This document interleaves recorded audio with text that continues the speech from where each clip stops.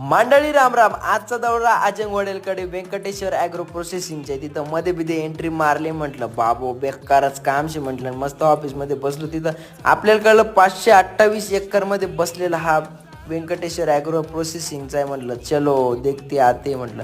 मस्त गाडी बिडी काढली निघालो. म्हटलं चला जाऊन. मंडळी रस्ते बघितले. म्हटलं आईले आमनाकडला आटलं अंगण अशा नाहीत. म्हटलं अशीच रस्ते होते. मंडळी इतकी स्वच्छता होती. डायरेक्ट नाथकुळा काम होता भाऊ. म्हटलं बेकारच भारी. डायरेक्ट जाऊन मन प्रसंग वाटलं. तिथं डायरेक्ट मंडळी तब्बल 1100 ते 1200 नुसत्या गिरगाई होत्या. टोटल लहान मोठ्या मस्त गाई बी बघितलं. आपल्याकडे एक गाई सांभाळत नाही. 1100 गाई. क्वालिटी एक नंबर होते. बाबांचा मस्त चालू होता आराम. बाबा म्हणतात चालले आराम यावर तुम्हाला बी काम चालू राहत म्हणतं. आम्ही बी पुढे चालणं लावतो. मस्त मध्ये बिधे गेलो. सरांनी आपल्याला पहिले अगरबत्तींची माहिती सांगितली. गोबर आणि त्याच्यापासून म्हणजे आपल्या शेणापासून. आणि इथं महिलांना रोजगार भेटतो म्हणजे एकदम आनंदाची गोष्ट आहे. कारण मालेगावच्या